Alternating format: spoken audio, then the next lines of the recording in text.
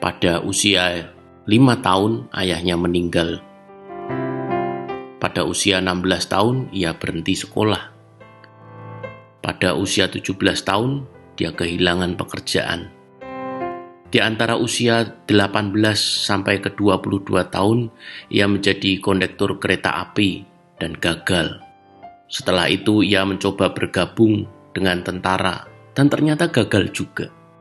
Tak berhenti di situ, kemudian ia mendaftar di sekolah hukum dan ia ditolak. Mencoba mencari peruntungan lain dengan menjadi penjual asuransi dan dia gagal lagi. Dan di usia yang ke-19 ia menjadi seorang ayah. Pada usia ke-20 istrinya meninggalkan dia dan mengambil bayi perempuannya. Lalu ia menjadi seorang koki dan mencuci piring di sebuah kafe kecil. Dia gagal juga dalam upaya untuk menculik putrinya sendiri, yang akhirnya dia meyakinkan istrinya untuk bisa kembali kepadanya. Di usia 65, ia pensiun. Di hari pertama pensiunnya, ia mendapatkan cek dari pemerintah senilai $105 atau uang sekarang sekitar $1,5 juta. Dengan cek $105 itu, ia merasa bahwa pemerintah tidak dapat mencukupi akan kebutuhan hidupnya. Akhirnya, ia memutuskan untuk bunuh diri karena merasa tidak layak hidup lagi. Dia merasa menjadi seorang yang selalu gagal. Dia duduk di bawah pohon, menulis niatnya untuk bunuh diri. Tapi akhirnya, dia mengurungkan niat itu. Dan sebaliknya, ia menulis sebuah resep masakan.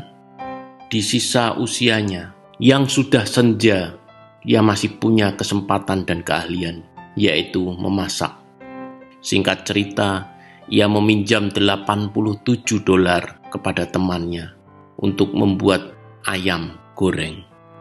Lalu ia berjualan dari pintu ke pintu dan awalnya ia ditolak lebih dari 1000 kali dan akhirnya ada satu rumah yang mau membeli masakannya.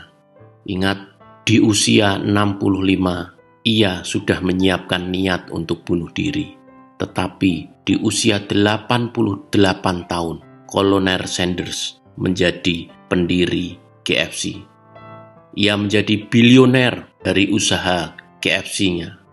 Moral dari cerita ini adalah tidak ada kata terlambat untuk memulai sebuah awal.